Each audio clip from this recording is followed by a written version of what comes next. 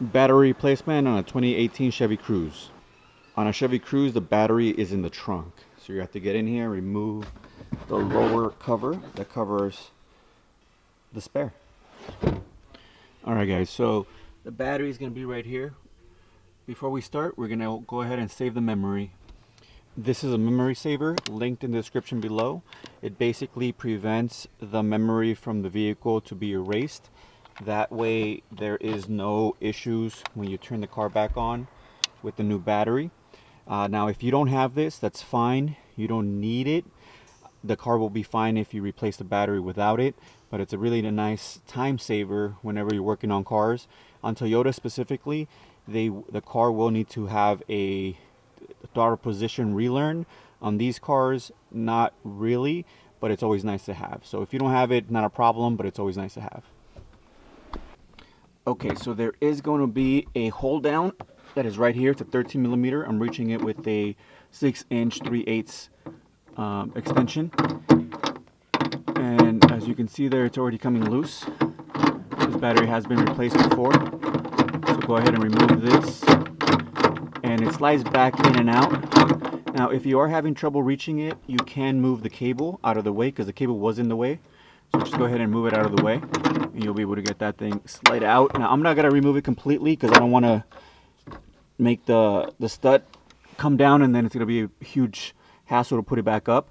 So I'm going to just slide it out of the way because it looks like the battery is loose already. Okay, now that we have that loose, we're going to go ahead and remove the cables going to the battery. That's going to be a 10 millimeter.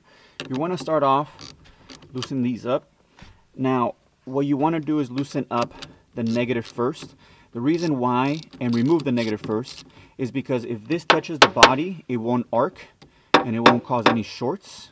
If you do the positive first while both of them on, then what happens is that if you have your ratchet on there and it touches the body, it'll spark and it could potentially cause a short.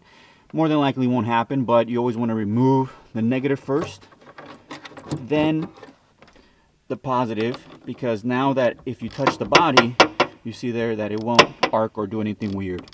So negative first, then positive.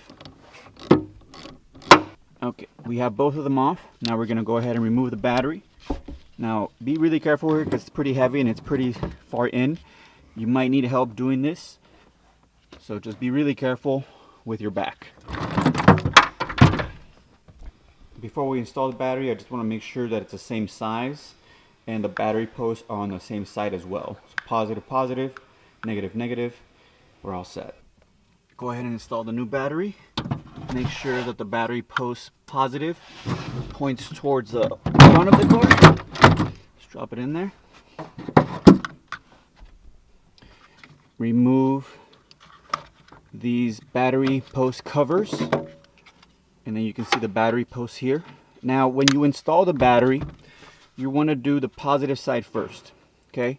The reason why is because the negative isn't attached yet. And again, for the same reason we removed the negative first when the battery was first being removed, is if you install the positive, the negative isn't installed. So there's no chance of arcing anything if you have your ratchet on there and tightening down. So make sure you always put the positive first when reinstalling. Now, right here, the battery cable is not going all the way down. The reason why is because I need to open up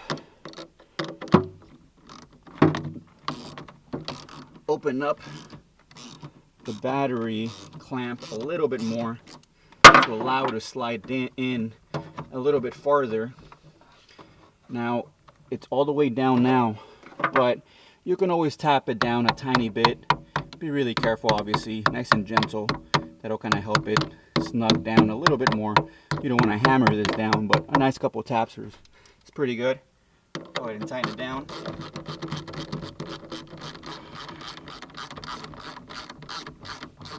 And again, see, if I touch the body, it doesn't arc.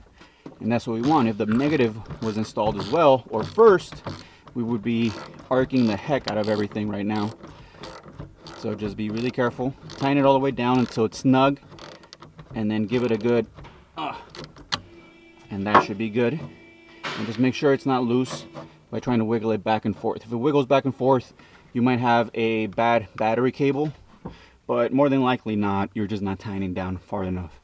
So now that we have that on, you could install the battery hold down clip, but we're probably gonna do, oh, and the nut fell down. We're probably gonna do the battery cable next, but you just do it in the backward sequence, basically. So let's go ahead and install this bad boy here, all the way down. I'm just gonna tap it down just to make sure it's all the way down. And if you do touch the body with the negative with your ratchet, it will not catch on fire or arc, because negative ground, if you touch the body, it's already grounded, so you're not going to damage anything. It's only when you touch positive and the ground is attached to the battery that you can arc. Okay? Now that that's on, you can throw these away. You don't really need them. But now we're going to install the battery clamp. I'm going to get a good angle for you guys here. Okay, so now we're going to go ahead and tighten down the battery clamp. Just make sure it's all the way down, touching the battery. And go in and tighten it down. I'm using hand tools here, guys, instead of my 3/8 ratchet gun, because I want to show you guys how you can do this at home.